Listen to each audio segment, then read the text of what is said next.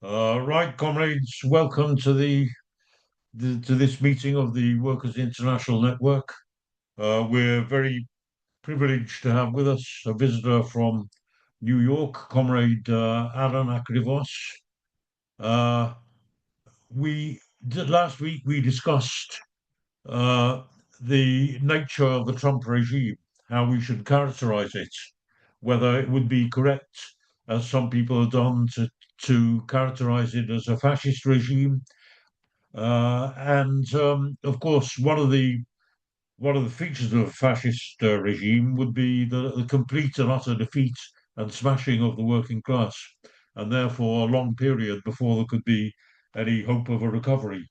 And what I think all of us felt a glimmer of hope with first of all with the many manifestations of resistance to the Trump regime, the No Kings demonstrations about a month ago, in which I believe 7 million people were estimated to have taken part more than a couple of months ago, but also various manifestations of defiance, but above all, the quite spectacular victory of Mamdani, who a self-styled socialist member of the Democratic Socialists of America, with really fighting against both the Republican Party, but also the leadership and the of the Democratic Party.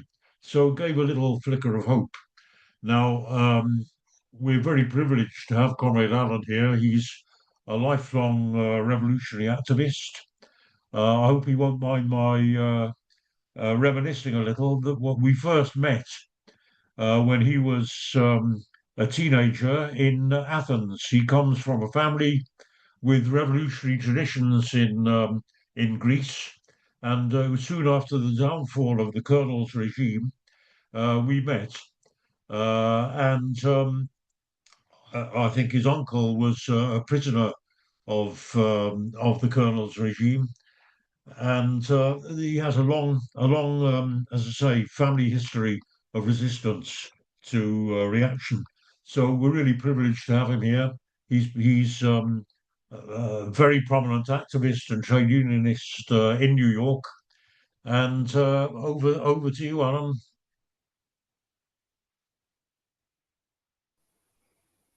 Well, hello. Hi to everybody. And please, Roger, if I lose the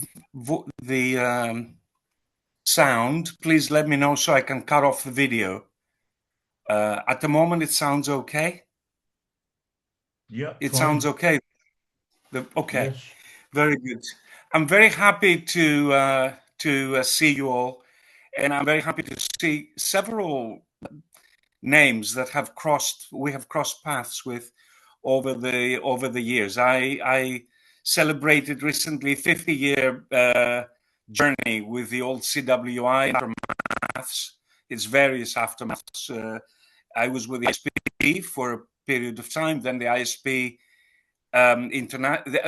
with the ISA, the International Socialist International Socialist Alternative, which was a split from CWI, and subsequent the split of a international socialist standpoint, which I'm an active part of at the present time. You know, I'm very proud to say that Roger has been one of my teachers. When I met him, he was one of the most impressive people, and he still is one of the most impressive people that I've ever met. And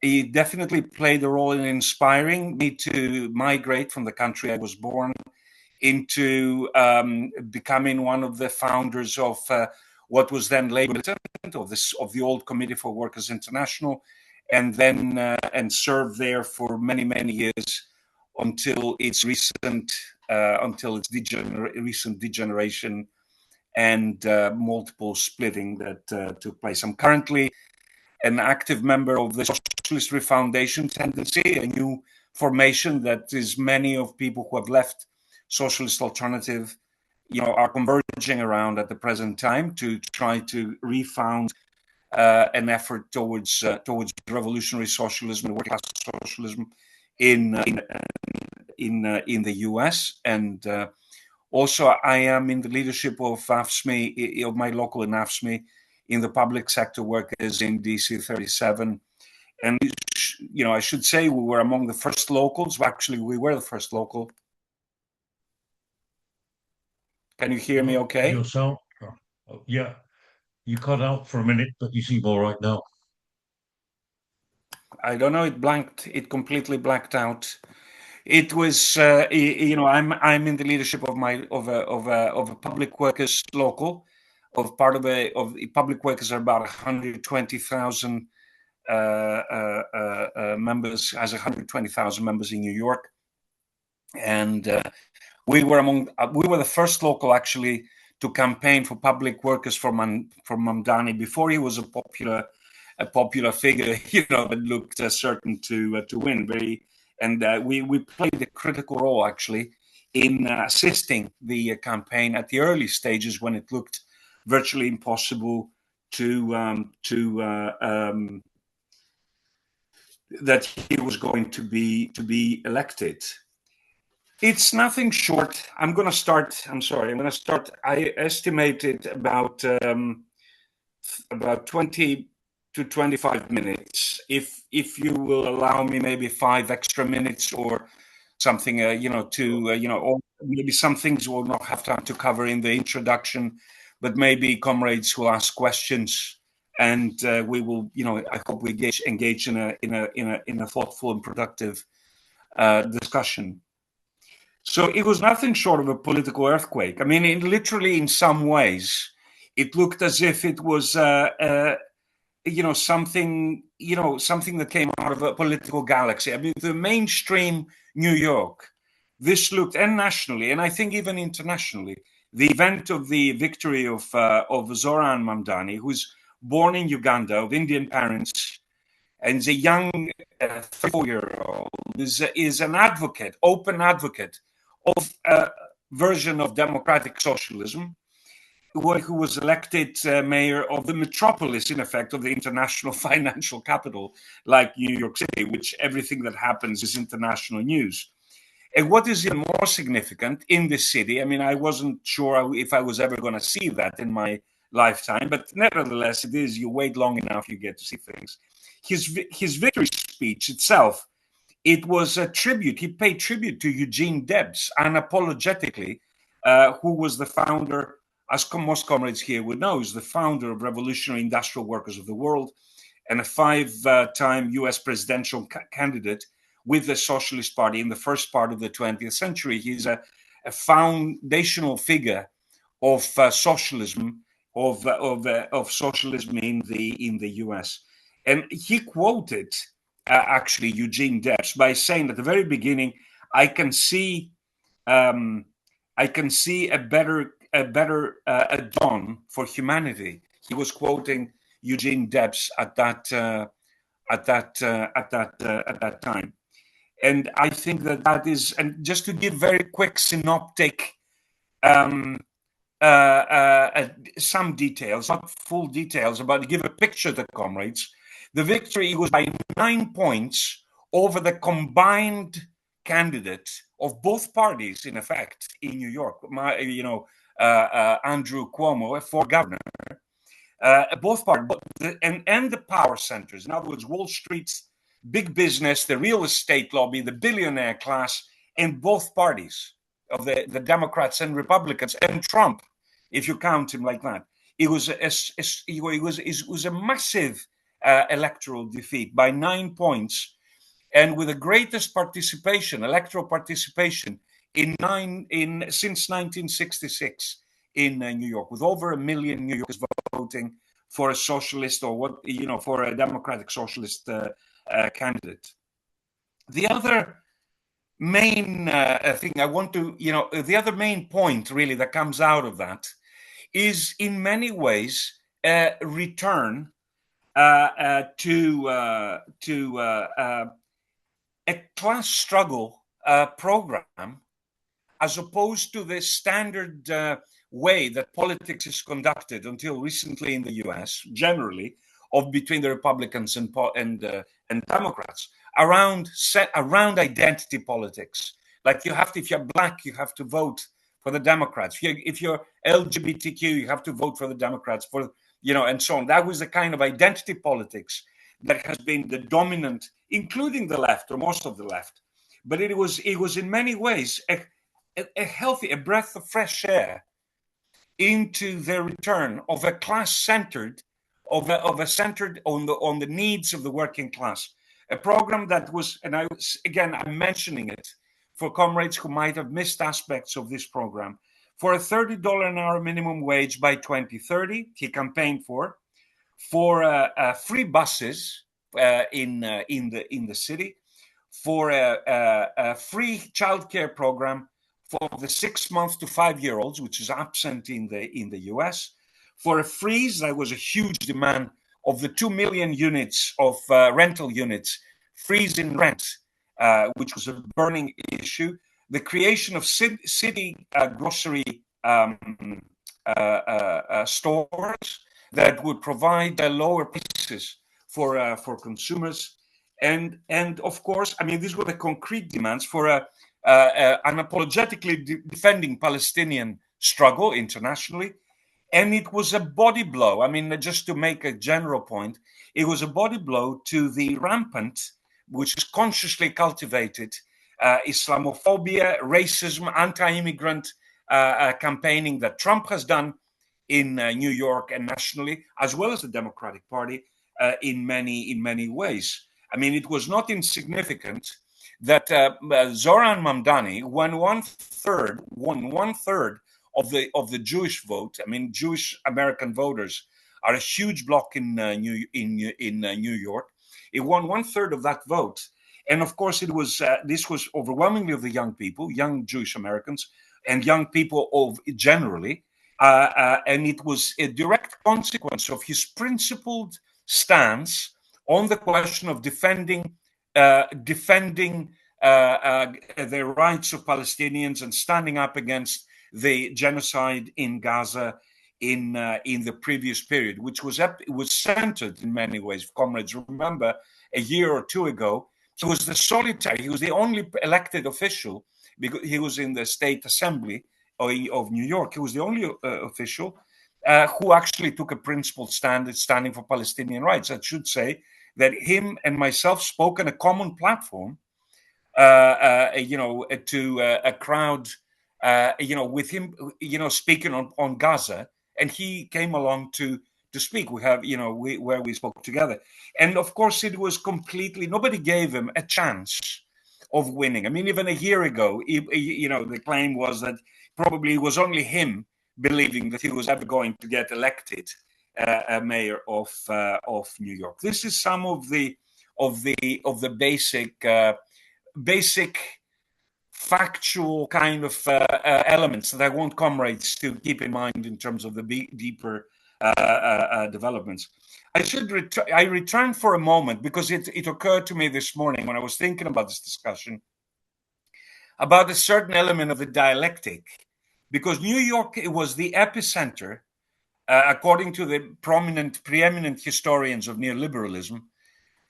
It was the first shots fired against the older Keynesian policies and so on, and the emergence of neoliberalism was New York in 1973-74, the first fiscal crisis.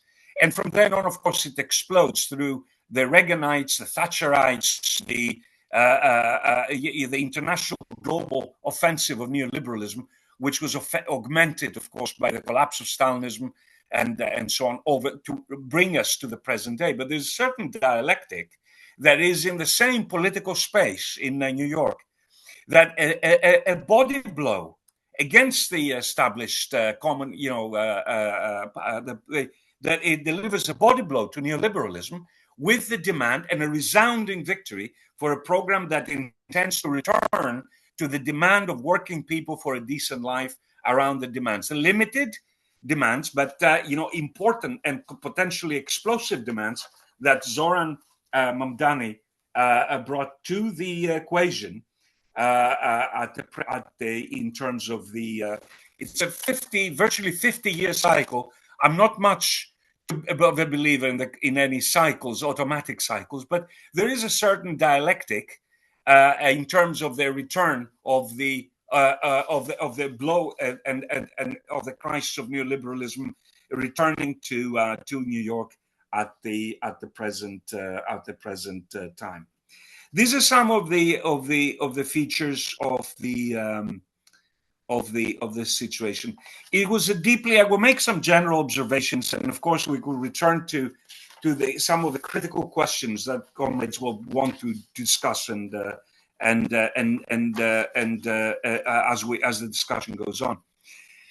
First of all, it was a deeply inspiring, as I said, working class message, which intended to raise the expectations and self-confidence of working people in terms that we can raise living standards and defeat the corporate establishment, including the political establishment and so on, as opposed to what happens, including with progressives, which is intended to tamp down expectations and so on. I mean, arguably, this was, in a general sense, among the greatest achievements of U.S. socialism because the U.S. has a peculiar, as all the comrades here would know, I mean, it's the only country that never developed a mass workers' party, and so on and so forth, but it has its own historic socialist traditions.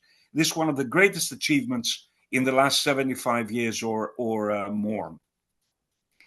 As I mentioned before, Mamdani very sharply and effectively drew a red line against racism, anti-immigrant rhetoric, Islamophobia, transphobia, and of course took on Trump head on in the course of the campaign. And we can of course discuss, I'm sure comrades it raised eyebrows about his recent visit to the White House, where Trump invited him to come, and he actually did a complete U-turn, whereas before he was threatening to deport him, to arrest him, calling him a communist. In a sense, he means a Stalinist usually in the U.S. And so on. He actually turned around. Well, he's a very reasonable man. He was making a big U-turn with regard to Mamdani during his last visit. But he preached the politics. I mean, the politics of solidarity. It was very, very significant. One of the points that need to be made is that this was not in any way a typical top-down campaign either.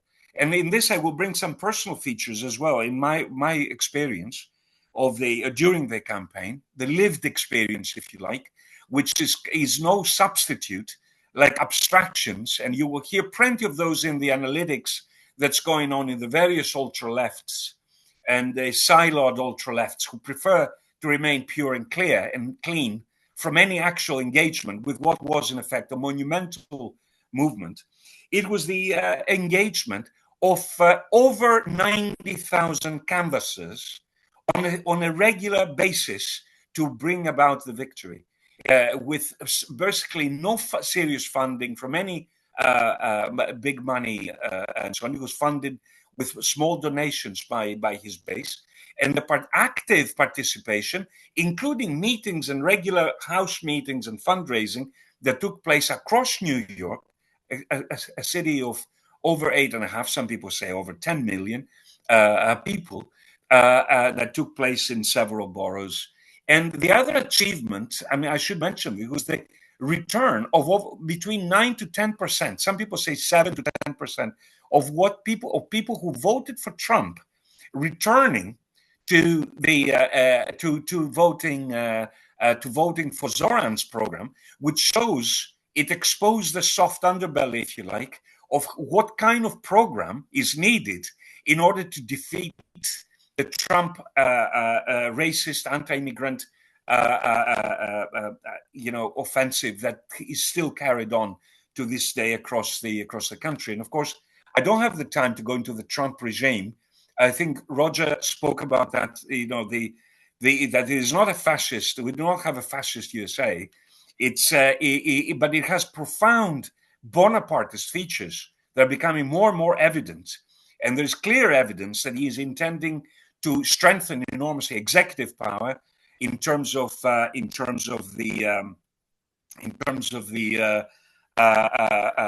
attacks against democratic rights, and even circumventing the checks and balances that nominally are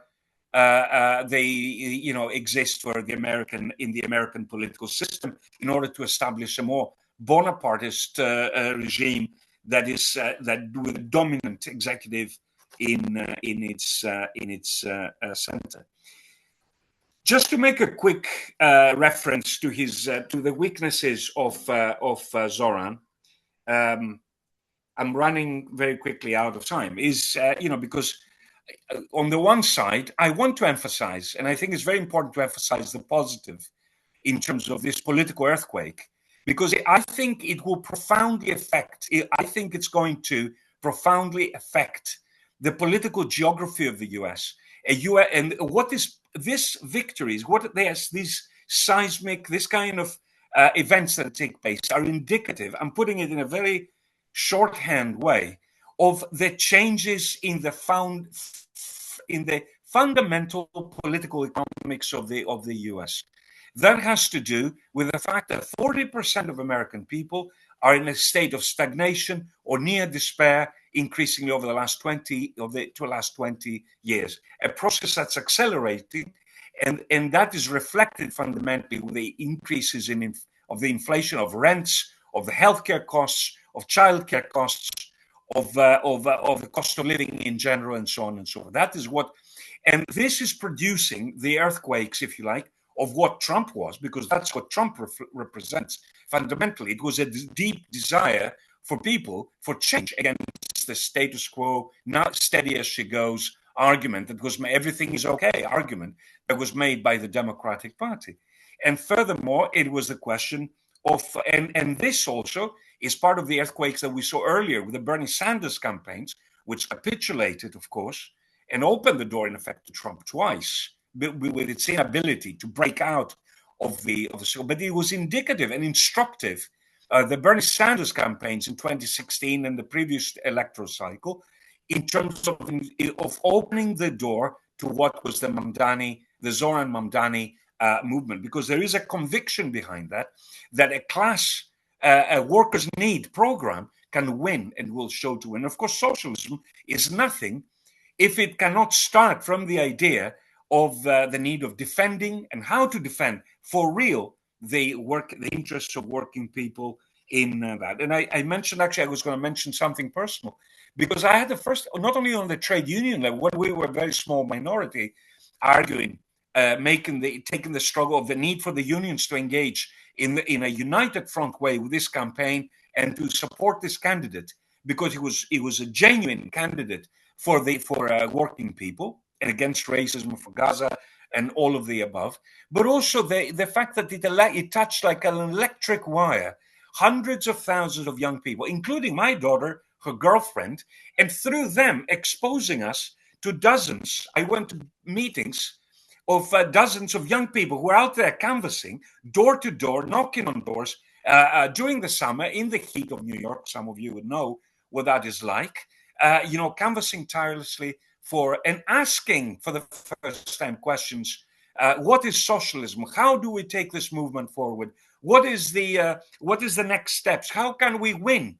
All of these questions from a lived experience point of view, from the point of view of actually trying to engage. And it was this entrance of these hundreds of thousands of young people that it's enormously it gives us enormous optimism.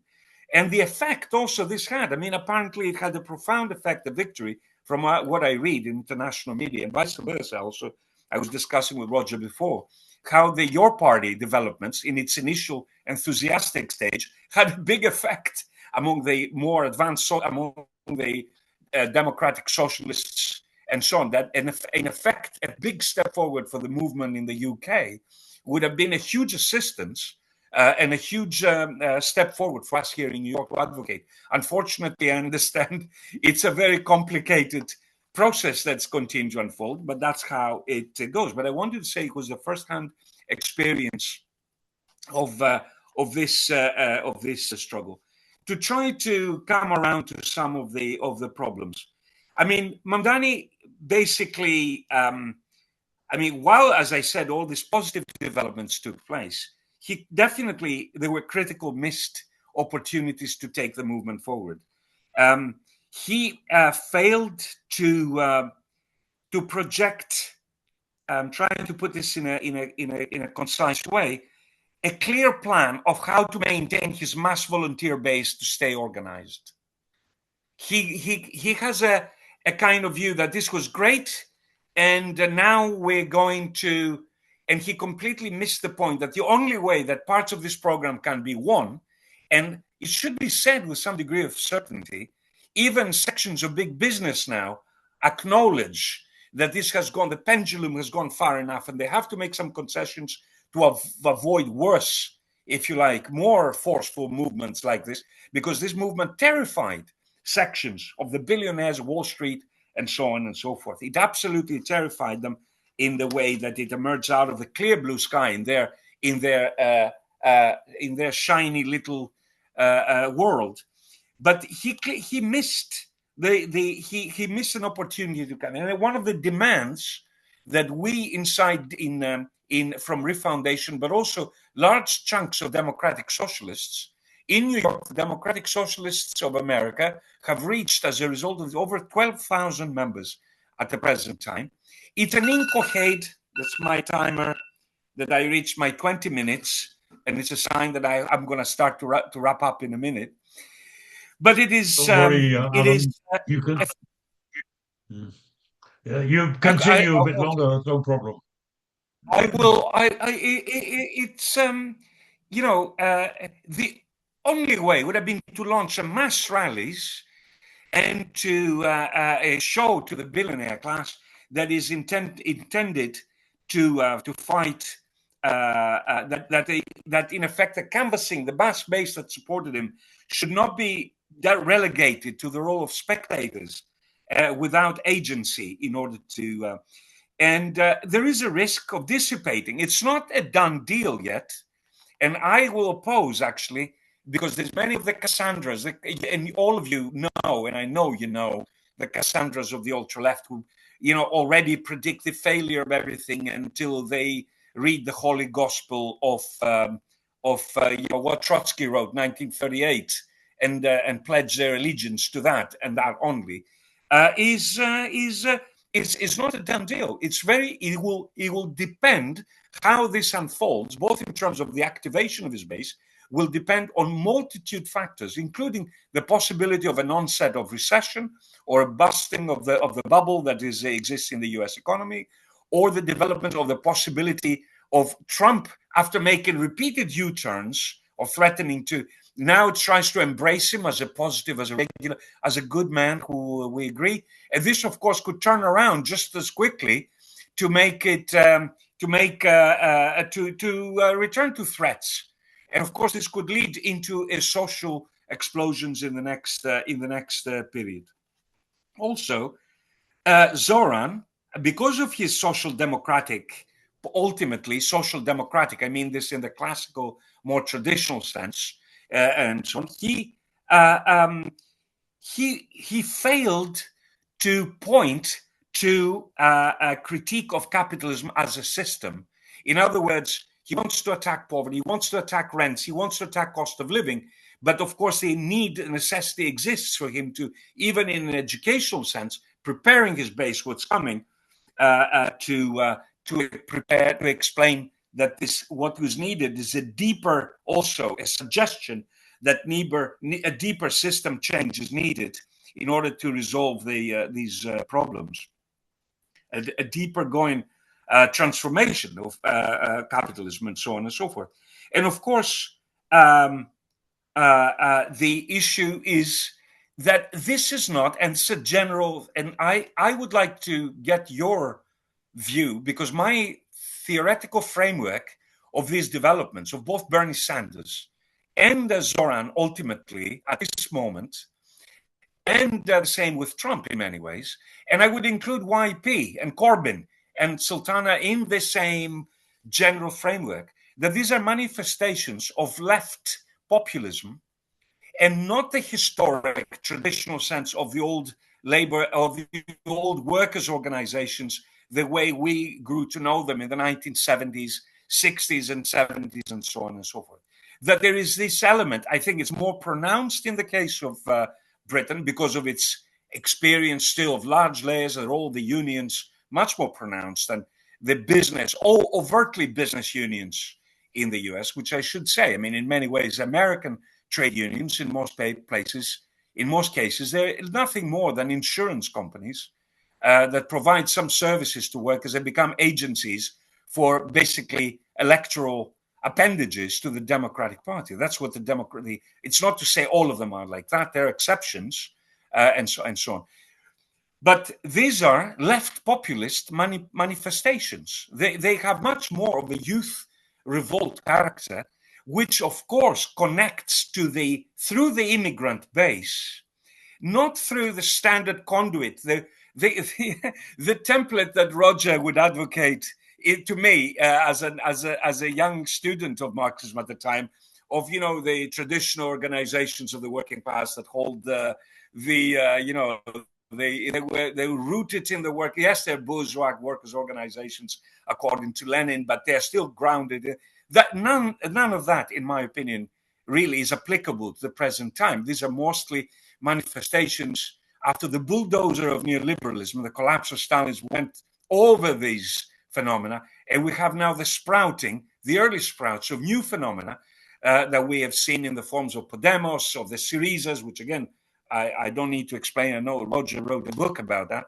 I have some background in Syriza as well, but it's definitely these are a lot more have an element of left populism, a kind of busting into young people without the traditions or the historic traditions of the working class, but igniting in a certain way through, in the case of New York, in the case of the US, and in the case of the young, it's the youth that ignites through immigrant defense, through the LGBTQ movement, that can also affect industrial sections of the working class. In the case of New York, it already touches, for example, the workers. Many of the workers work in healthcare, nurses and so on and so forth, who are affected by that.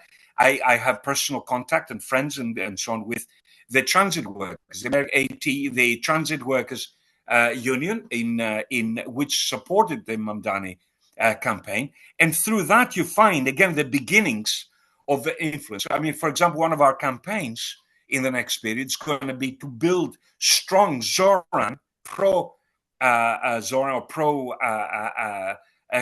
caucuses or factions inside the unions to activate those young workers to fight for the unions to become more central in the defense and in the defense of what's coming, of the attack that's going to come in the next period against us as he attempts to implement his program. It should be said, I'm going to try to keep this. Roger, you have to give me a shout when I should shut up, actually. Carry on, no problem. Okay, that's okay. I mean, it's a complicated picture. I mean, I know one of the questions most foremost in comrades' minds are like, will he carry out his program?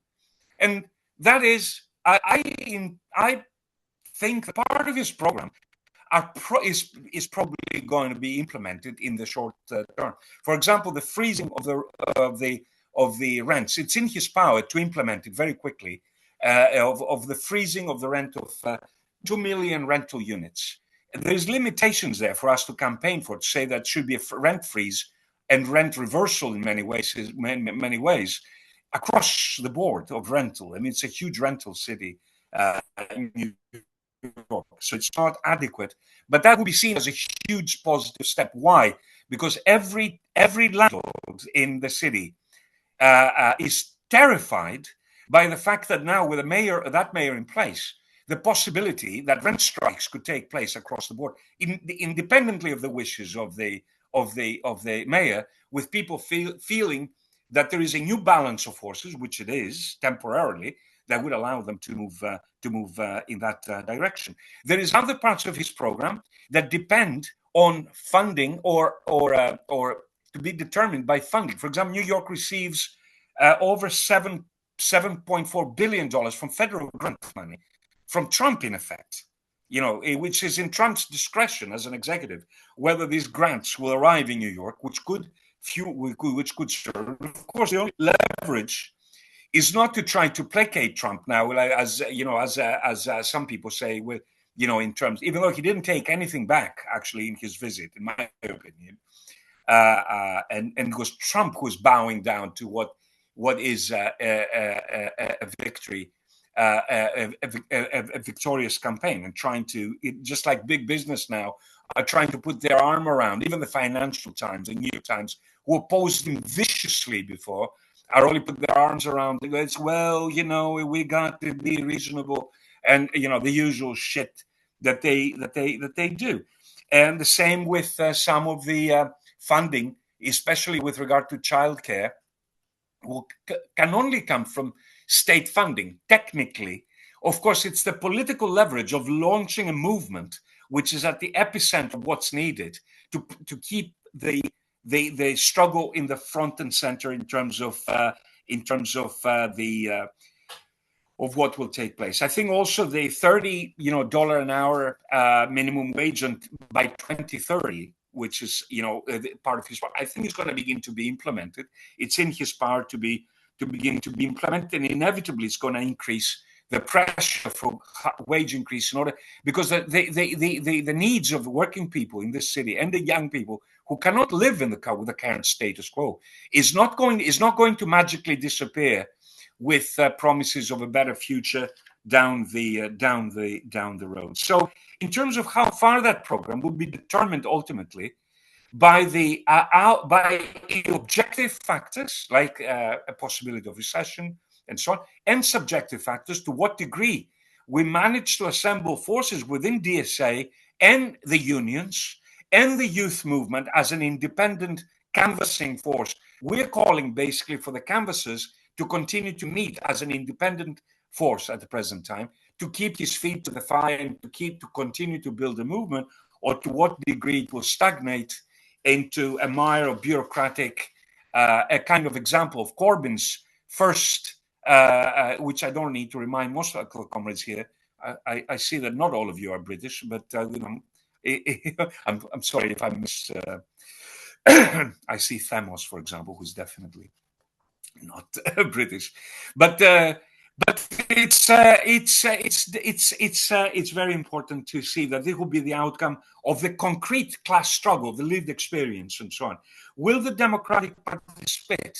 I think we're living through, in a historic sense, which doesn't mean that it happens overnight, but the possibility, just like we saw the Donald Trump taking over what used to be the Republican Party, which is nothing like the Republican Party of 5, 10, 15 years ago at the present time. It's unrecognizable. And it's a famous quote from Lenin that history knows all kinds of transformations. Again, none of this can be predetermined. Our campaign has to be that the next step should be founding conferences towards the building of socialist party, of a New York socialist party, to run independent candidates, to build socialist fractions inside the unions, to continue to build for the working class. The only way to defend the agenda on rents, wages, childcare, and cost of living can only be conducted in that. The role of the trade unions. I spoke already briefly. I mentioned the need to build socialist factions, really, inside real socialist factions, to retie that knot and use, in many ways, Eugene Debs as a shining example of the need to of the need for the working class. I mean, in a fundamental level in the U.S., I always tell the comrades here, is what the Communist Manifesto, I think, says the working class exists in itself, but it has to become a class for itself, in the sense that it will form its own, move in the direction of moving its own party, and that, of course, will be. It's the issue of the central question of what we're facing in New York, but also in terms of the U.S. and I dare say internationally. as well. It's not just in the US any longer. It's what Trotsky predicted.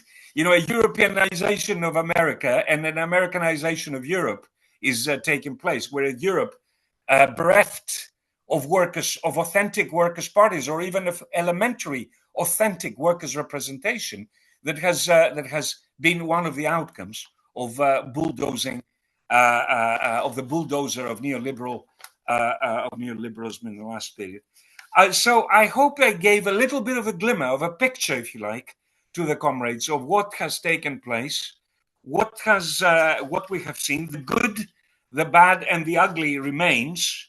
I'm apologetic that we cannot give more definitive answers. I would like, I mean, you know, I find it completely sterile. Either the opportunist adaptation to wherever history brings, and just sort of Zoran charm worshipping is completely inadequate, and it would lead to a shipwreck. And the same with the sterile silos of the ultra left that predict infinite defeats, their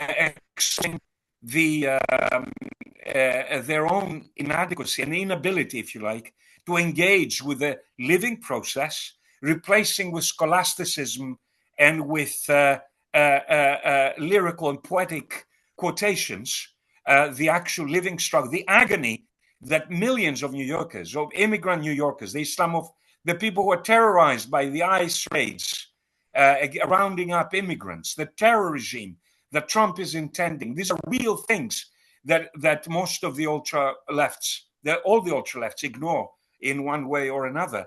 And of course, to see that this process of self-organization, ultimately, not the bringing of socialism from on high, that workers will come to the school of socialism or this or that sect, but the actual self-organizing of working people in its multitude of manifestations. We have returned, and I returned to some of the lessons I learned from some of Roger's.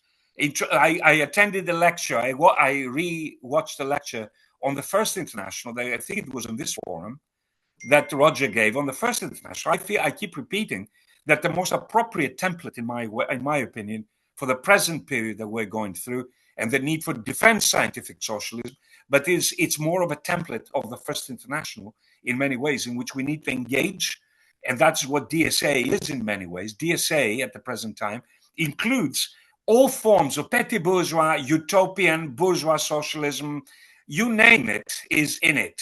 You know, in many ways, is not in anything like, but in that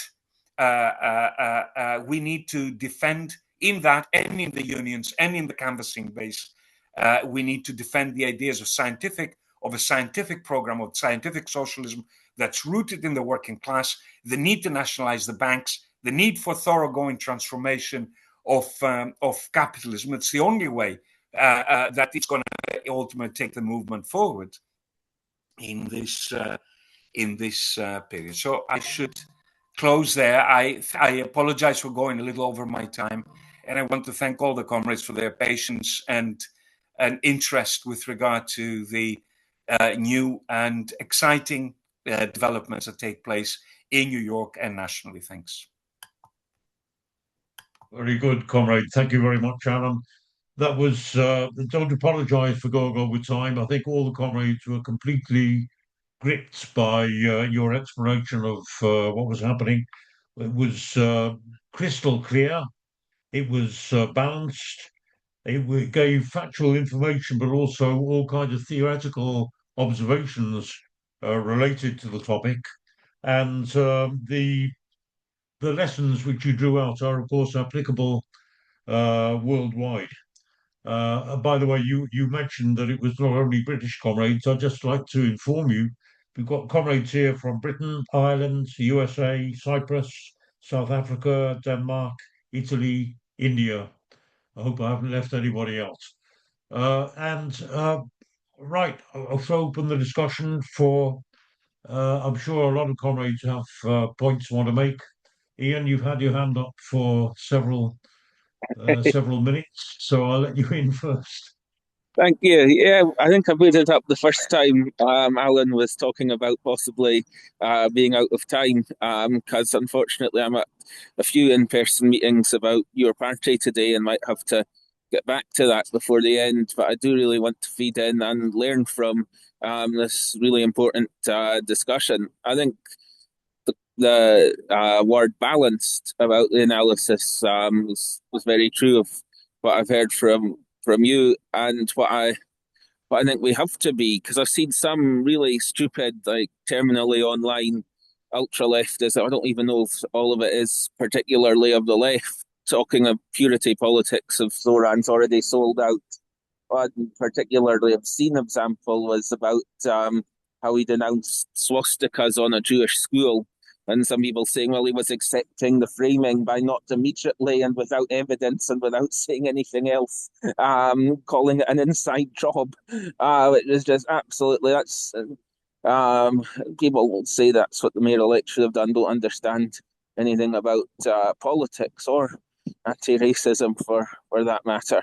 Um, uh, Also, more to the point of the last day or so, him appearing with Trump. Some people saying, well, he's normalized Trump. In fact, he seems to have handled Trump a lot better than all these liberal politicians who've been fluffing him for the last year and not getting much in return. He's actually shown a bit of strength in that meeting and stuck to his ground on very important questions like the genocide.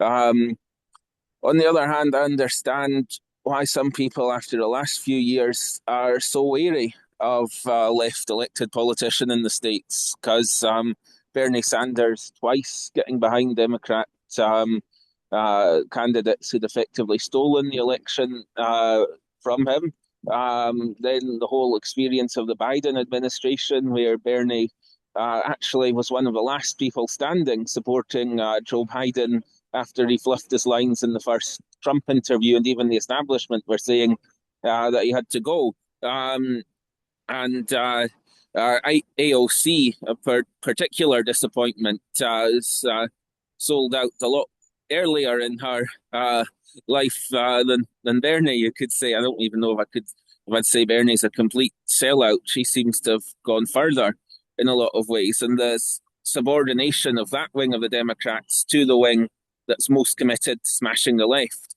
was extremely demoralizing for that whole period of the Biden administration.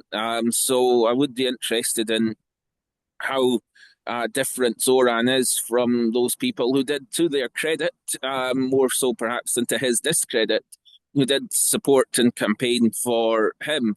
Actually, if you're active in DSA in New York, and presumably so was he, the interesting what positions he took internally in the organization. Was he consistently on the right of it, or was he actually someone who was on the left on some things, or quite an open figure? Um, One of the specific criticisms I've seen that I have had a little more time for than most of the others was when he said that he was looking forward to retaining the NYPD commissioner, Tish, who's got had quite a bad record on repressing the Palestine protests and so on.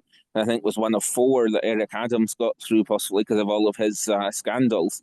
And that I'd have thought most mayors coming in probably would pick their own. So him wanting to retain her was perhaps acting not like as strong of a mayor. It may just be tactics. It might not be for the whole 4 years, but is there any particular worry about that? I mean, personally, my pick for his commissioner would have been Frank Serpico when I saw him as a campaign surrogate on Twitter for Mamdani, though I don't know if he'd have wanted to do it at 89. But yeah, so those are my specific questions. And this one final point, observation. When Trump and Elon Musk were campaigning hard for Cuomo, who was actually one of these right-wing establishment Democrats in a not very different timeline, he could have been the candidate in 2020. He could have been the president instead of Biden.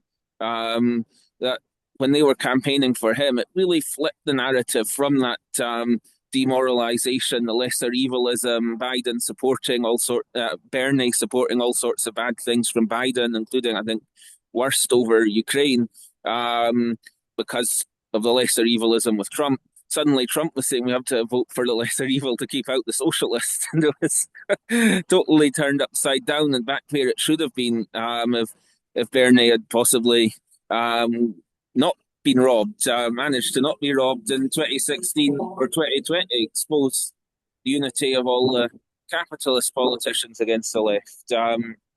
So, yeah, more of that, please. And also when people are saying, well, there were moderate Democrats won elsewhere in Pennsylvania and New Jersey, and that's as important as Mamdani. Well, there was no Mamdani figure on the ballot in those races, but there was Annabelle Spangenberger figure on the ballot in New York, and that was Cuomo, and he was a competitive candidate, but he also quite convincingly lost. So, yeah, just a couple of observations there. Okay, thanks, Ian. Thamos.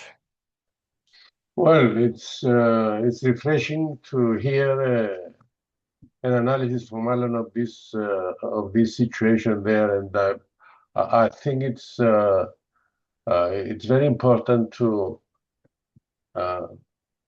get this sort of analysis, because we have heard a lot of things from everybody, from many people, from many sides that don't make sense. I especially like the placing of the Syriza, Podemos, and Corbyn and Sanders situation in the same group as Mamdani, because this is very important, I think, and you have to understand that these are the first attempts at revolution, I would say, that take place in the world, and we're going to see many more of these. Of course, the previous ones, the ones Syriza, Podemos, and Corbyn, Sanders, they seem to have lost the game. But when this was looking to be a very difficult situation, suddenly we have Mamdani in New York. Suddenly your party springs up, and all this is not a top-down thing; it's from the bottom. And that's important. It reflects the realities of society, and the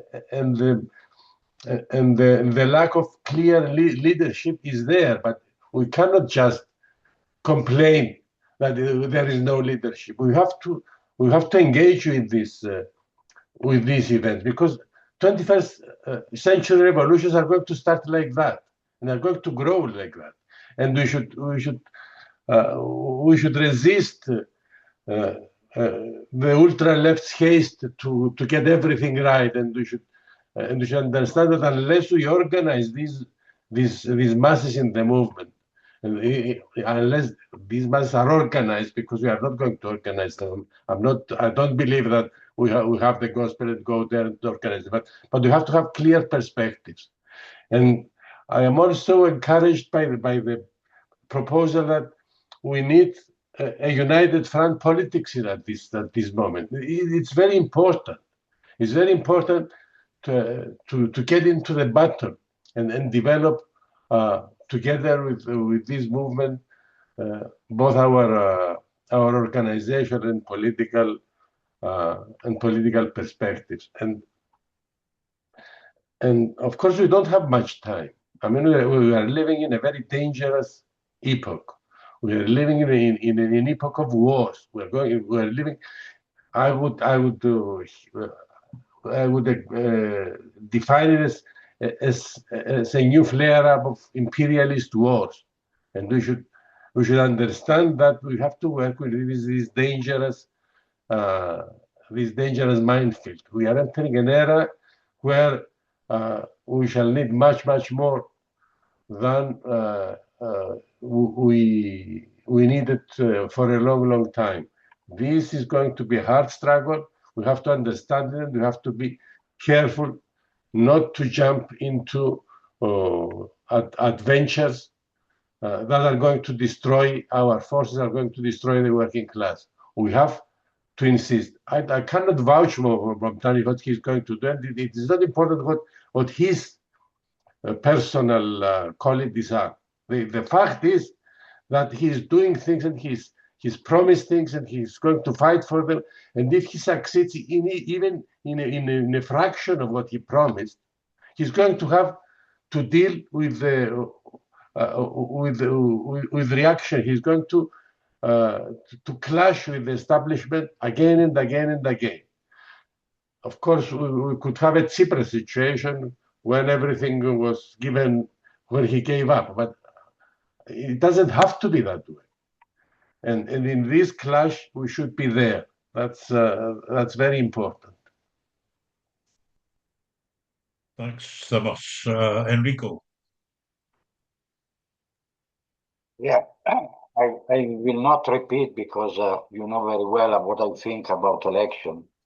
But I would like to look in some figure, because the figure that I have about the election of Mamdani are a little bit seems different of what the speaker say.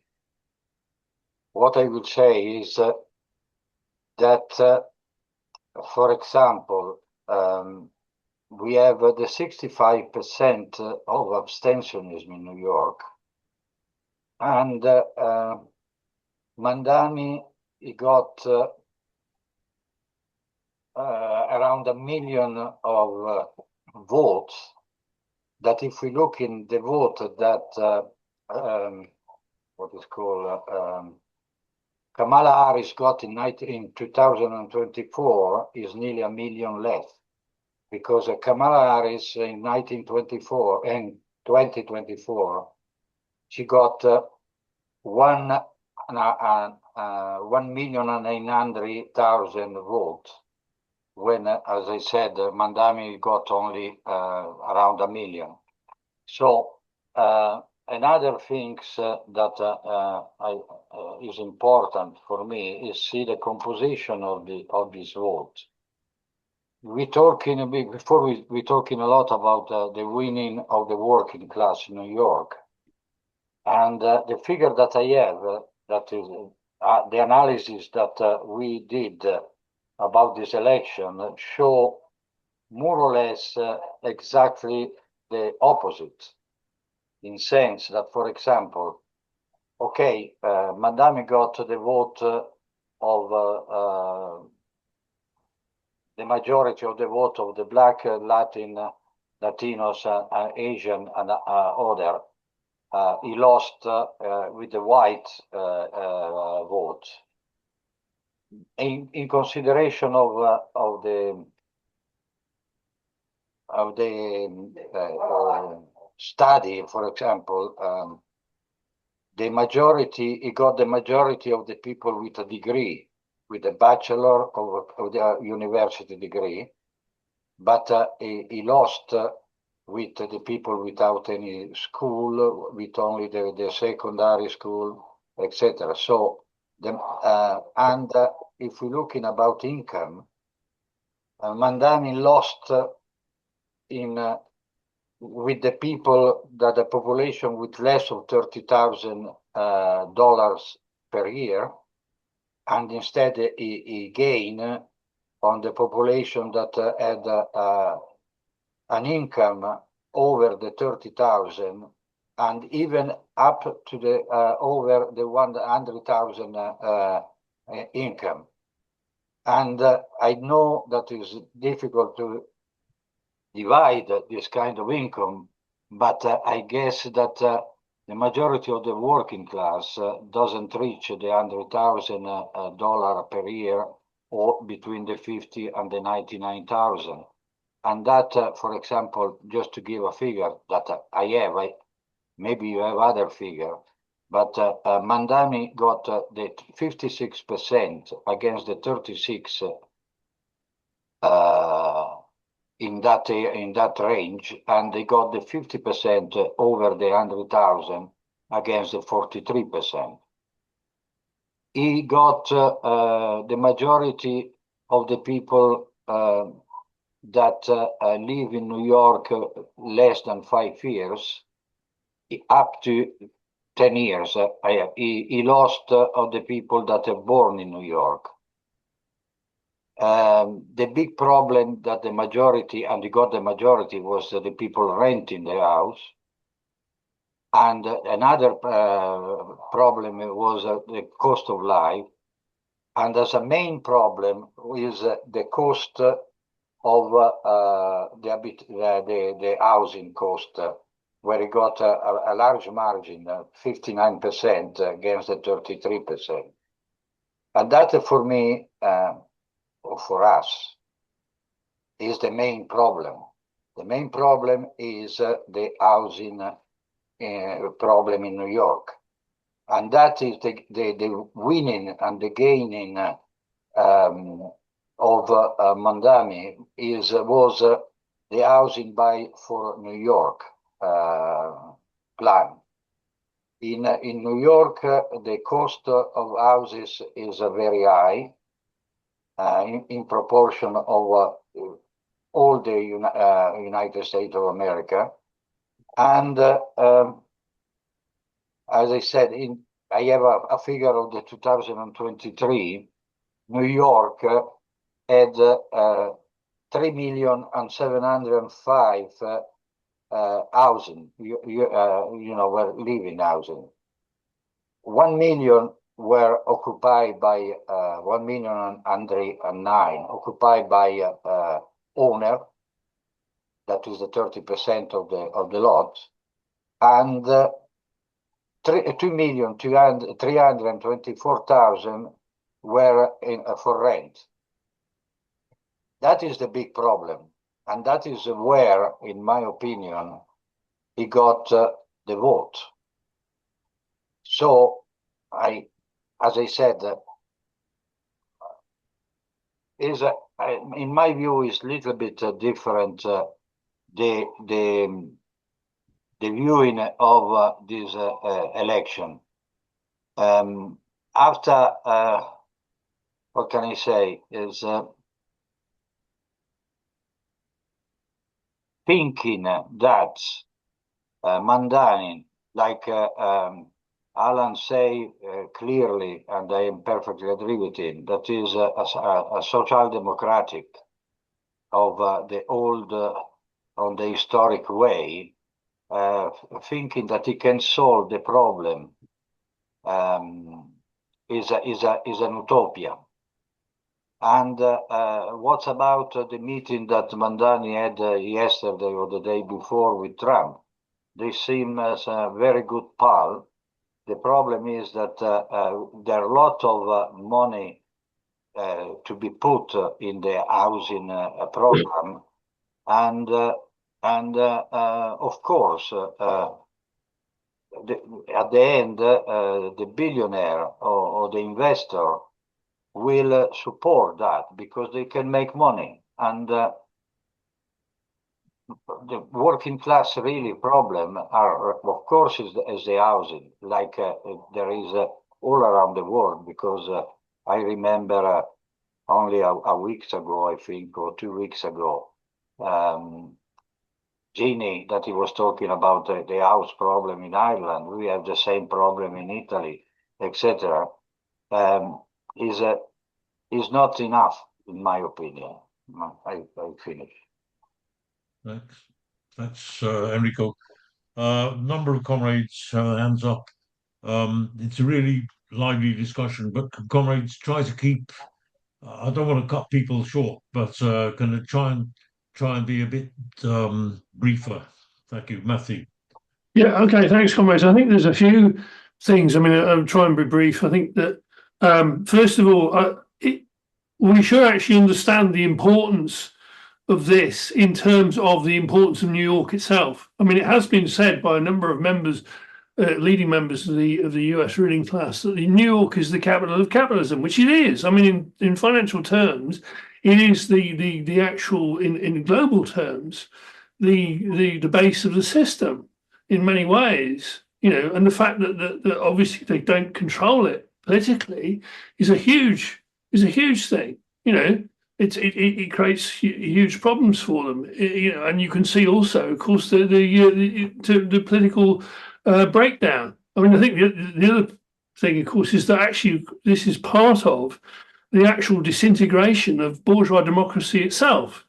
I mean, if you look at what is being done in various countries, particularly obviously the US, it is to destroy legal rights, democratic rights, and the functioning of the system itself, because the ruling class itself is unable to use that system and operate that system. And it requires straight up repression. And we see, we can see that thrown through the whole thing, whether, starting obviously with the fact that the Supreme Court in the US is now completely corrupt, and openly so. I mean, they openly say, well, we're corrupt. What are you going to do about it? That's the nature of the system. And you look at it also, you talk about sort of social democracy, but I mean, the problem being, of course, is that all the old line social democrats, whether that's the unions or the social democrats, are being incorporated by the ruling class into the mechanisms of the system. There's no, these things don't move out at all. I mean, there's no, we can say, in some ways, social democracy is preserved by Stalinism, and the Stalinism itself preserves social democracy beyond, its betrayal in the First World War.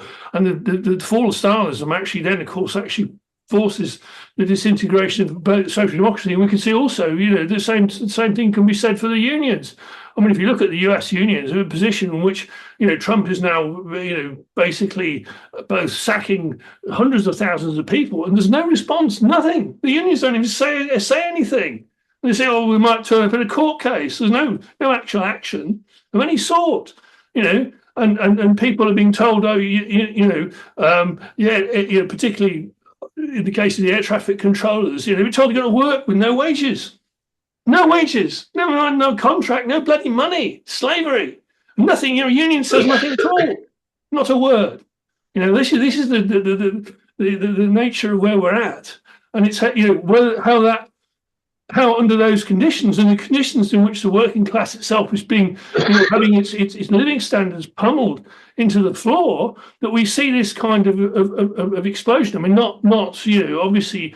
In quite mild. I mean, not in terms of an explosion on the street, but purely an expression of the huge discontent and anger of people, as you would rightly expect. But of course, under conditions in which there's no clear political organisation or clear political perspective being projected anywhere. So of course, people will seize on to all sorts of things. And we see this in terms of how Mamdani's behaved, and in terms of how it's been operating in other countries as well. And you could say, I mean, similar for Corbyn, although of course Corbyn is a lot less organised or inspirational or able and all the rest of it than Mamdani is. We can see that this playing out at the moment. So it's a symptom of the system itself. And then the question always becomes, well, what is the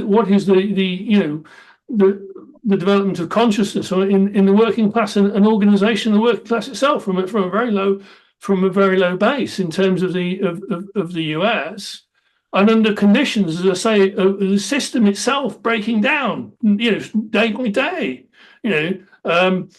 across all aspects, and also, of course, not just politically, but also economically. Thanks. Thank you, Harry. Yeah, thank you, Roger. Harry, Ireland.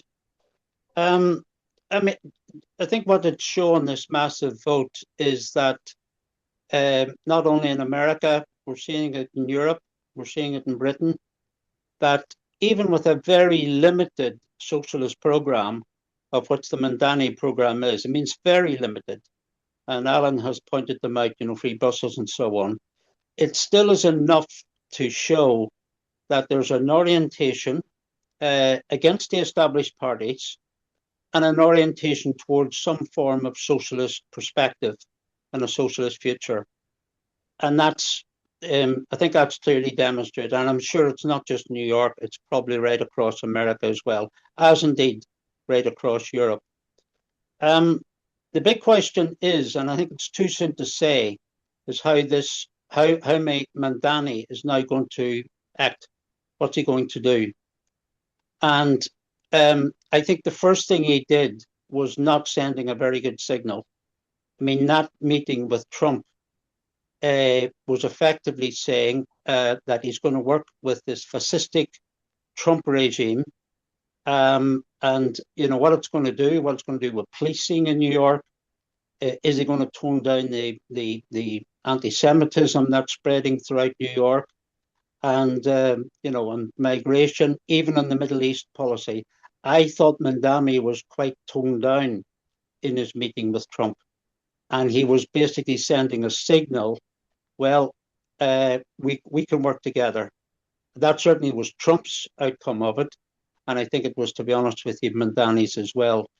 Now, that from the outset is not a very good sign, because just like we've seen here with Corbyn and everyone, Corbyn had a massive base here, but he didn't use it. In fact, he worked against it. He actually suppressed the movement, even though it was the biggest movement in Europe. And Mamdani, I think, may just beginning to use that. He's not going to use his base. And that's what he needs to do. He needs to build on this. It's not so much an economic program, it's a political program that's now required. And even though it may sound a bit outlandish, he needs to put forward that political program, the program of socialism, the program of Marxism, and instill in the working class the consciousness of what is needed to be done. Now, he's going to, if he moves and start organizing at the grassroots, and I think some of the comments have pointed out, Matthew, I think, is right about the trade unions. You build within the trade unions a base, you're coming straight up against the bureaucracy of the trade union movement. You will end up fighting them and not fighting the real battle. It's got to be independent working class groups, committees, and factories. You've got to build this base. That's what Mamdani needs to do. He needs to start building that base. But I very much doubt that that's going to happen. I think what he will probably do, he will use this, he will work with the Trump administration, everything will be toned down. And to be honest with you, he may be just become a tool of the establishment and not use this tremendous opportunity that's presented to him to take this really forward and build really the foundations of what socialism needs to be built in, the program. Thanks, Roger. Thank you, Harry. Steve? Yeah, I agree with what Harry has said. There's a social crisis, but first we have to start with what's happening with imperialism, U.S. imperialism, which nobody has really commented on. The United States cannot compete with China. The United States is a declining imperialist empire. And this trade war that's developing in the world is an expression of that. Tariffs and trade war is destroying the world economy. And the rise of fascism, and it's not just in the United States, it's internationally, is a direct result of this crisis of imperialism. So you have to start in analyzing the Mamdani development in the face of what's going on internationally. You can't just look at it in New York. So what's happening is that, in fact, the United States is becoming more adventurous. We face an invasion and attack on Venezuela. And this is going to grow, this threat to the working class and worldwide.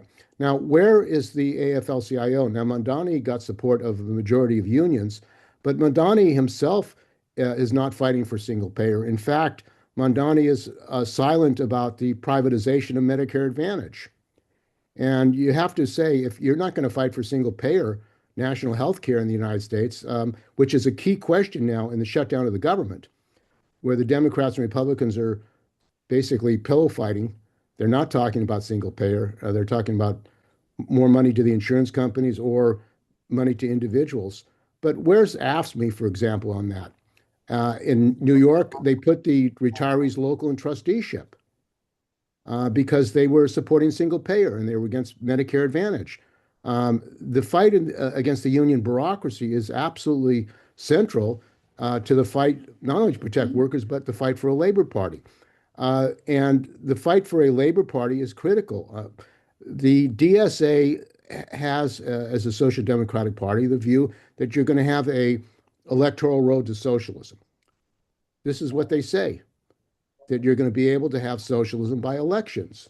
And I don't believe that that's possible. One of the other things that has not been mentioned here is the militarization of the cities.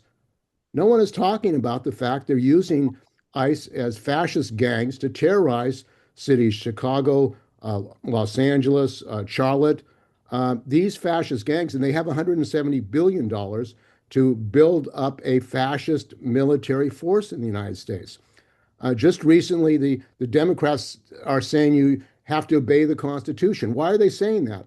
Because Trump himself has said he wants to dispense with the elections.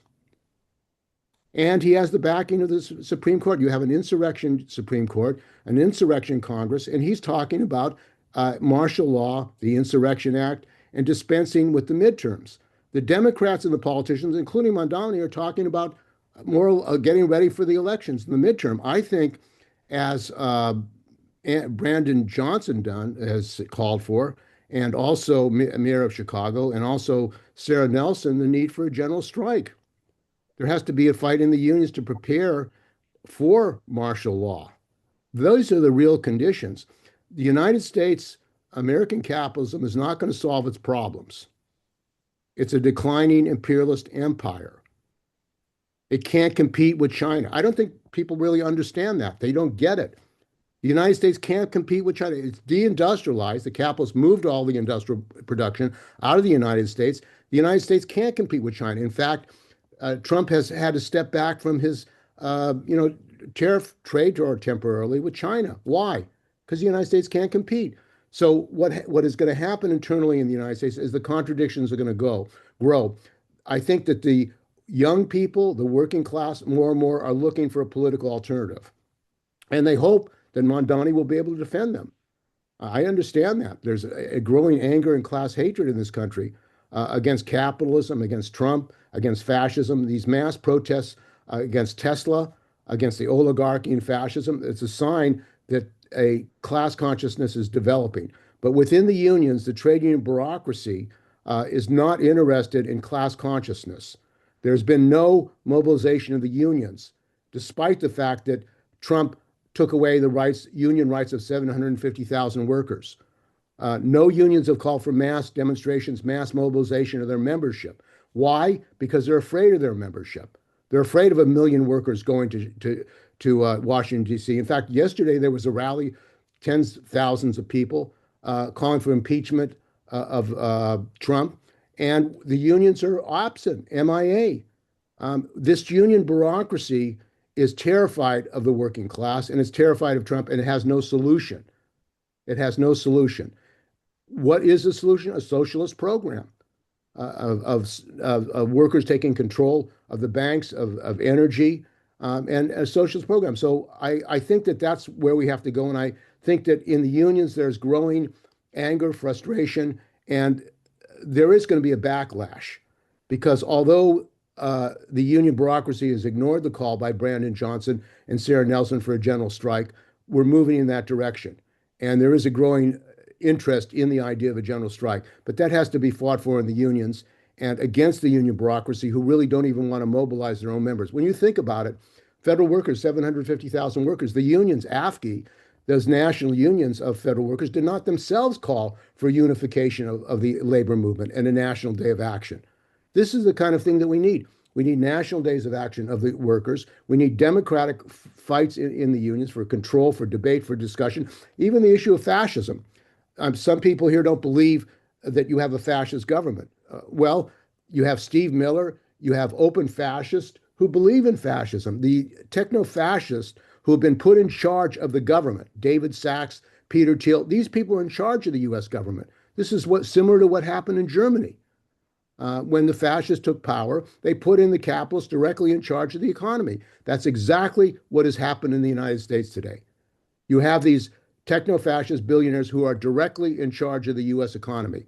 And that is a sign of the desperation of capitalism and a section of capitalists going to fascism. You can't ignore that. And if you do, you're not going to be able to confront the political and economic situation that we face in the United States and internationally. Thank you, Steve. Right, Dominic? Yeah, sorry. I'm just a bit surprised that the comrades expected Lenin to be elected in New York and not Mamdani, because there seems to be an air of gloom that he's elected, he's not going to do this, he's not going to do that, the unions aren't going to do this, the unions aren't going to do that. I mean, what do you expect? You've had that situation in Britain virtually as long as I've been involved in the trade union movement, and that's going back to the 1960s. I think the big thing that Alan, I think that was the speaker's name, I can't read the name with me, my eyes are bad. The big thing he mentioned, and the big thing he said that the socialists were getting involved in New York, was getting involved with the youth, the tenants, and all the rest of the people who organised and put Mamdani in place. Not because they thought he was brilliant, but because he offered what they were needing, which is wage increases, rent cuts, and all the rest of the sort of things that the working class are faced with misery on. And I think the fact of organising that youth and organising tenants and all the rest of it, and not just having them subservient to some organisation by Mamdani or any other, if you like, leader within the movement, and trying to develop a programme for them. And it's not a socialist programme that we need in the sense of nationalising and so on. What we need is a transitional programme as the basis that Mamdani was putting forward to meet the needs of the working class and to organise on that basis. And I think that's how you're going to grow the ideas of socialism among the population, and saying that they've got to get involved, they've got to, organise. We've got to build workers' organisations, because the existing organisations are run by corrupt officials, whether it's in the Labour movement, where we haven't got a Labour Party in Britain now, when you've got a sort of racist, anti-working class Home Secretary. It shows you how decayed that is. And I think we've got to be really optimistic. And I think what we should be saying is, what can we do? What can we do? Not just, decry, but also how can we help to organise in those spheres? And I think that's a problem that we're going to have to face up to. Thank you. Yeah, thank you, Dominic. There's nobody else has their hand up now. I think Harry, that's a legacy hand you've got, isn't it? Unless you wanted to come back. Okay. No, I'll take it down, Roger. Yeah. Okay. Sure. Then, I was thinking if Alan, if you'd like to come back on some of those points without necessarily winding up the discussion yet, but just answering some of those points, perhaps it'll stimulate more discussion. Yeah, fine. Yes, I'm sure it will stimulate a lot more discussion. I don't want to. I mean, there were very, very good comments made, and very instructive and very important. And unfortunately, we cannot exhaust all of the topics. And some of the reality, as the American comrades who are here would testify, is quite complicated and distorted when seen from a European or international perspective. It is a rapidly changing situation. On top of that, it's distorted to start with from a European perspective, but it's even more distorted by the acceleration of the jet fuels being added to that fire by Donald Trump's administration and the acceleration of the decline of U.S. imperialism, its attempt to export its crisis, multitude of crises, and its attempt to export its crisis on its rivals, as Trotsky would say. It's trying to do that through the tariffs, through the mafia tactics employed at the present time by Trump all across the globe, and it's a very. I mean, it's not in the purview of this discussion, but obviously this discussion is taking place in the context of this deeper background. What is happening? I mean, just to Ian, for example, and other comrades touched on DSA and Bernie and AOC. What is happening is a very complicated, distorted process, which is fueled fundamentally by the larger and larger sections of the American population are thrown into poverty and even despair. I mean, there's statistics that show 40%, 30% of people who couldn't afford a $500 repair of their car. There is chunks of abject poverty as well, and so on. And of course, obscene concentration of the wealth on the other side, on the other end, from the oligarchy and so on. It's but these are the phenomena that are fueling the phenomena around Bernie Sanders, the election of AOC, of Alexandra Ocasio-Cortez, which is also from our Western Queens district, where I'm located, is where Mamdani is located, where AOC was located. It's a springboard from Long Island City, Astoria, Sunnyside, Jackson Heights. It's a part of Queens, which is part of New York, one of the boroughs of New York, where all of these phenomena. And Bernie Sanders had some of the biggest and most successful rallies over the years in those areas. Very old industrial traditions that exist, and large immigrant and African American populations is much more accurate representation of the real New York that exists. But it's a complex process. The same as DSA. I mean, DSA started from an anti-communist little shell that was used by sections of the union bureaucracy in order to counter the influence of the Communist Party in the unions and so on. But it is completely transformed. It's an organization that's reached nearly 100,000 people. It's overwhelmingly young people. It's overwhelmingly, again, as I said, it's not a classic, it's not a proletarian organization. It has workers in it, but the dominant features more identity politics and D-class intellectual petty bourgeois elements. This large influx of young people who are becoming rapidly proletarianized. That is what is happening there, actually, experiencing their first encounters, like teachers and nurses did in the recent period, firemen did in the recent period, start from, and aspiring to a middle class status, but discovering that is not on offer at the present time. So that's what fuels that these phenomena electorally and from an activist point of view that is continuing.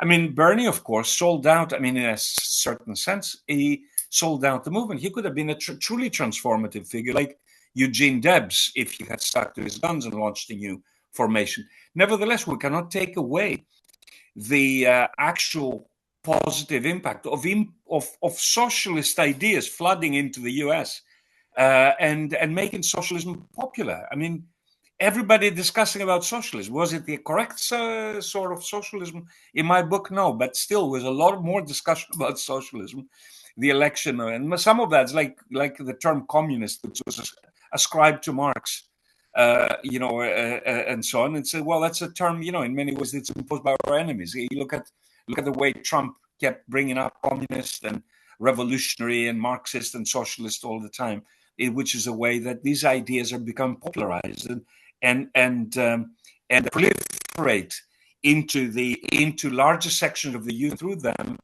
into the younger sections of the working class. So in many ways, I mean, actually, a correct orientation towards the Bernie Sanders movement in the earlier days, it was a resounding success. Socialist alternative. We broke the barrier as a revolutionary Trotskyist organization at the time of going over 1,000 members, and from 200. We went to over 1,000 members with a correct orientation towards recruiting people, and of course became the jet fuel, that movement that launched the Democratic Socialists of America. I mentioned the comment. I'm obviously not going to have time to comment on everything. I will just make a quick comment. I neglected about this police commissioner statement. I mean, I think it is a profound mistake. It is a mistake on Trump, on Zohran's side, that he keeps it was. I mentioned in the notes in the comment that it was a peace offering that he was giving to reassure the Democratic Party establishment from a position of strength. It should be noted.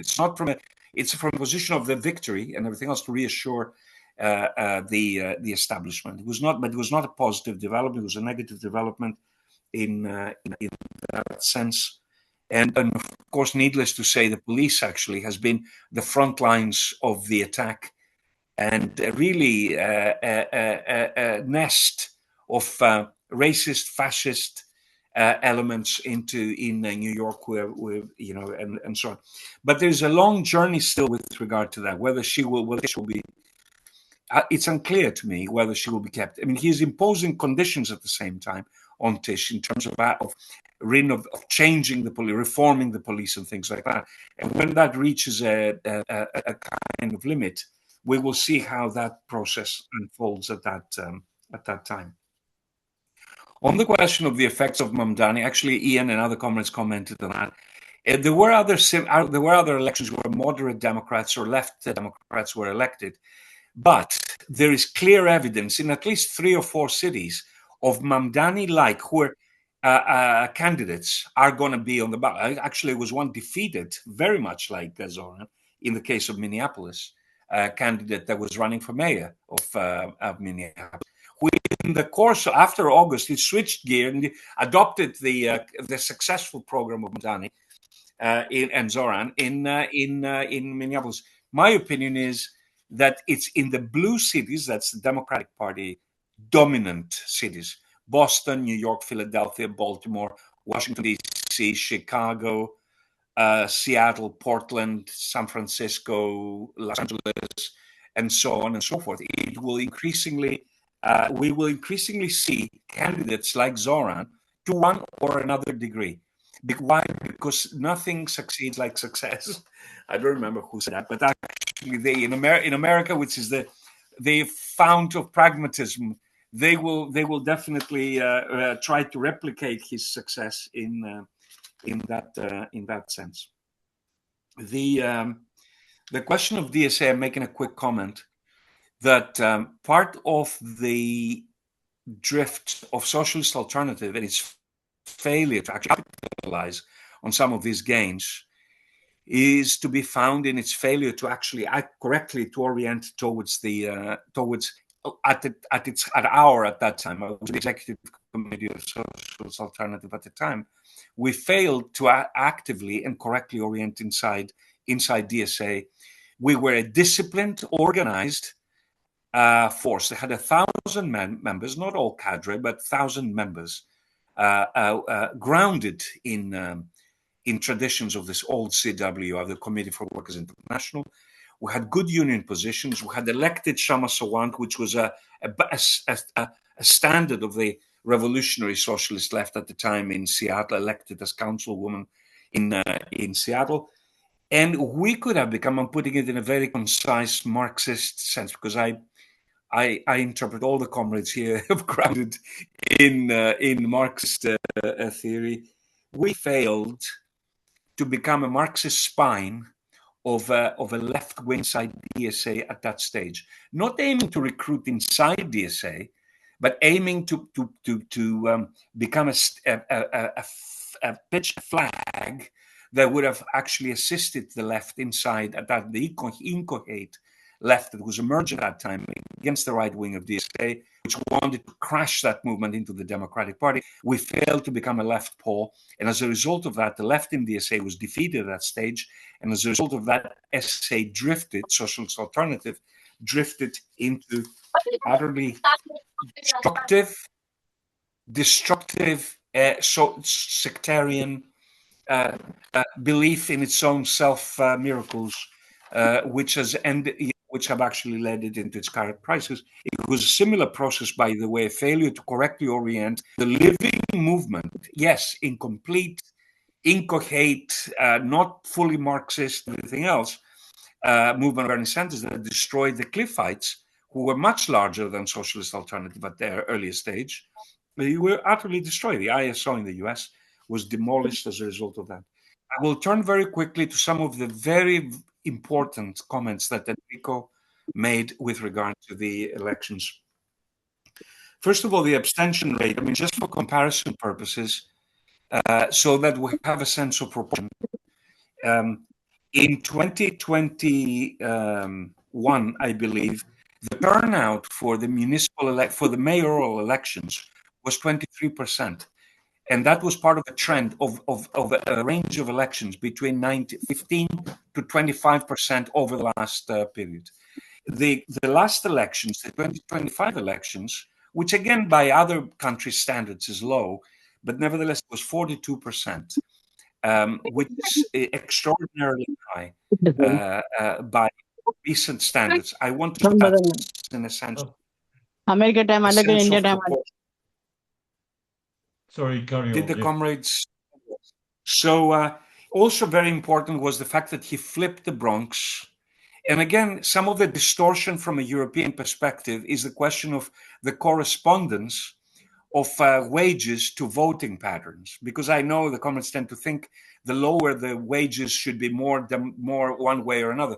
One of the ironies was that Donald Trump, for example, won the majority of those under 50,000 in the U.S. in the last presidential elections, and the Democrats won overwhelmingly those making over 100,000 in the last mayoral election, in the last federal election of when Trump was in terms of the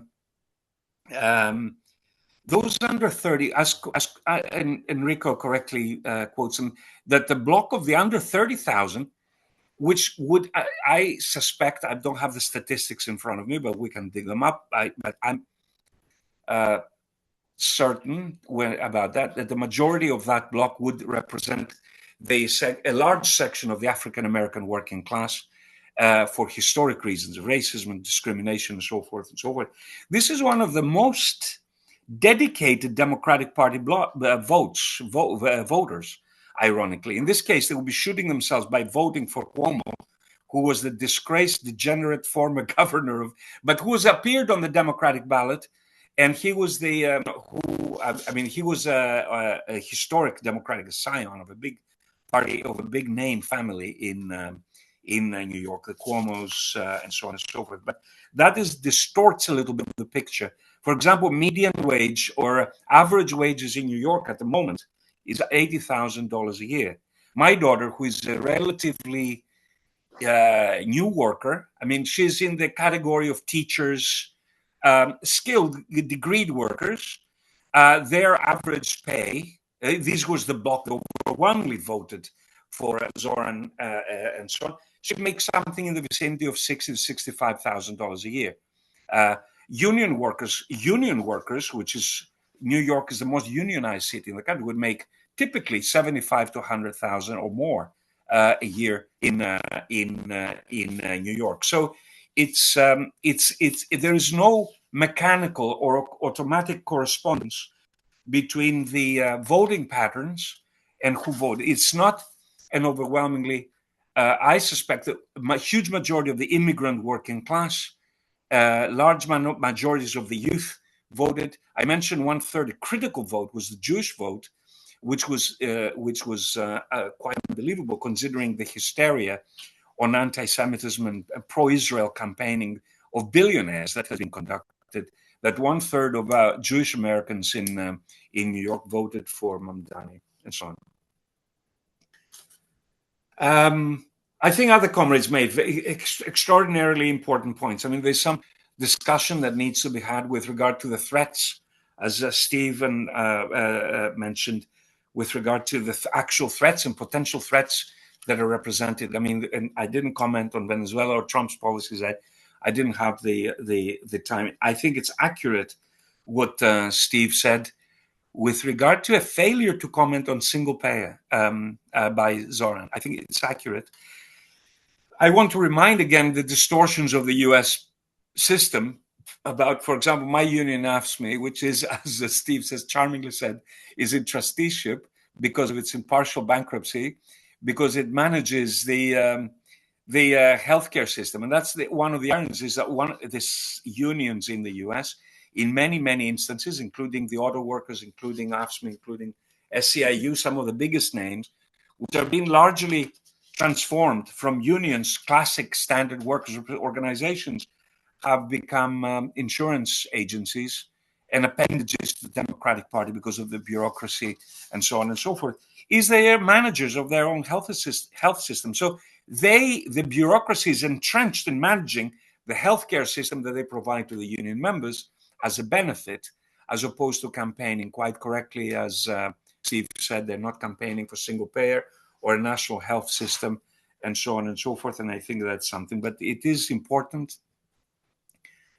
I think as this mounting opposition to Trump over the next period, there will be increasing mounting opposition one way or another, with the Democrats and sections of the NGOs and other movements, the populist movement, will tend to increasingly divert it into electoralist forms.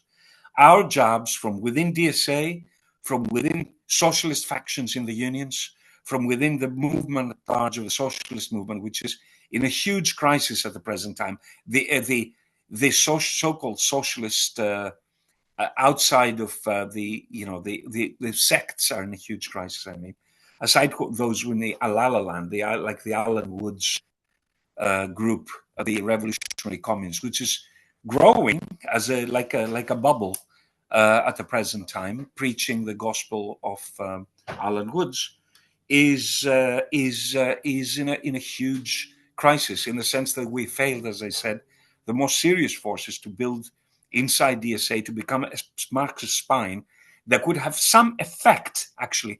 If we had built that 5 years ago, it's a woulda, shoulda, coulda. But if we had built that, we would be a voice that actually would be much more of a thorn on the side of Zohran Mamdani in the current elections. Why? Because DSA, as it is, with all its weaknesses, is still actually beginning to question and push and pressure inside. Imagine it was a Marxist spine, not preaching just generalities about propaganda, but preaching concise, correct, specific demands, like the one on healthcare, like the one about the need for mass rallies, like the need to convert this into campaigning organizations and so on and so forth. But we don't have that at the moment. It's unconsolidated. We hope to be able to rescue some of that and see how it unfolds. I mean, we will continue. With regard to, I think, comrade, I apologize. It was one of the comrades who made the point about the transitional program. I apologize to the comrade who mentioned it. I'm sorry, but it's a very important point. I will finish on this, Roger, which is the crisis. I mean, historically, we say it's the crisis of leadership. Trotsky's famous, I don't want to say aphorism, but it was the crisis of leadership of the working class, the crisis of the proletariat, it's a crisis of leadership of the working class. That is today falsified. That is falsified today. Why? Because it's not simply a question of leadership of the working class. It's a question of a crisis of consciousness, organization, and leadership. Those have to be added. Not taking those into account lead you into the falsehoods of believing in miracles and a form of objectivism and idealism that tend to, rather than dialectical materialism, that tend to be reflected in the thinking, the abstract thinking, rather than the reality, the need to be grounded.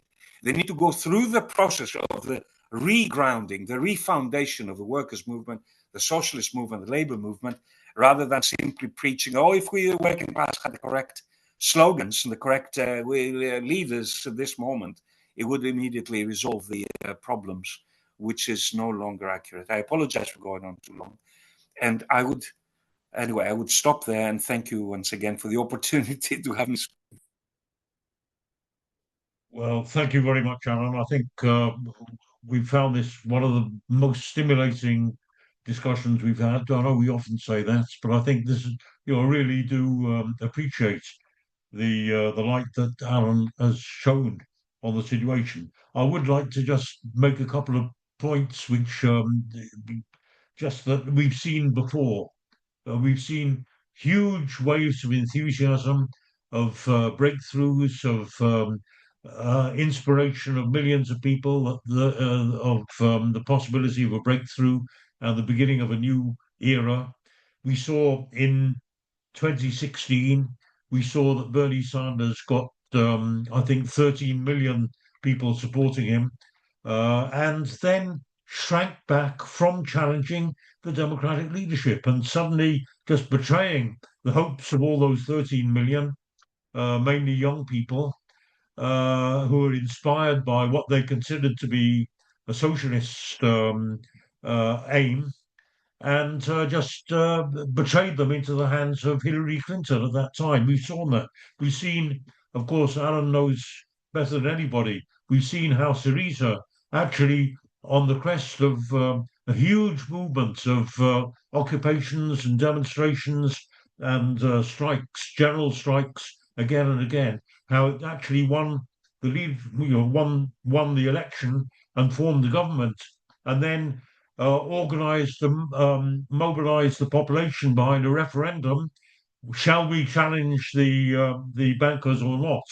And got a ringing 2/3 majority to say yes, go forward, challenge them, and immediately, overnight, the very next day, completely capitulated and betrayed the hopes of the vast majority of the population of Greece. We saw with Corbyn how he won the leadership of the Labour Party, that the Labour Party grew to the biggest political party in Europe. 500,000 people flocked to join it, and winning the leadership, he was so horrified that from the very first day he was desperate to give the leadership back to the right wing, and we've seen the results of that: the complete smashing, really, the complete erosion of any base for the Labour Party that's been left. And we see also with your party now, the danger is that that by his hesitations, that once again a massive opportunity would be lost, where nearly 1 million people signed up for it. So we've seen all this, and we've seen with Mamdani too. The question is, he mobilised, as Alan has said, massive support, but will he carry through? And we see once again the danger is there, unless it's not just dependent on Mamdani's good wishes and benevolent aspirations, unless it really means building a mass movement and a mass party to take power, to challenge Trump for power and to lead a revolution. Unless it comes to that, he also inevitably will end up on the path of betrayal. And I think that's the lesson that we get from, really, in one form or another, from all of our discussions. Anyway, thank you once again to Alan and to all the comrades who participated in the discussion today. Next week, we're switching our focus. We've been monitoring the uprisings, the youth uprisings that have been taking place throughout, particularly Asia, in Sri Lanka, in Bangladesh, in Indonesia, in Nepal, in the Philippines, and we've had comrades from all of those countries speaking about that. But the main country of South India is, of course, India, and Modi has given the impression that he's a kind of that he's absolutely firmly in control and has the support of the mass of the population, but it's actually on the basis of communalism and of cheating, and of in fact the basis of the Modi regime is being drastically and daily eroding. And we've got comrades from India, comrade Maya John, who we've had before, speaking to us, is going to give us an update on the crumbling of the Modi regime and the prospects for a spread of this mood of uprising and revolt to India itself. So that's next week. So thank you to all the comrades who've come. Alan, you're very welcome to come every week or any time you want to to our discussions here. And I'll see all the comrades, I hope, next week. Bye, comrades.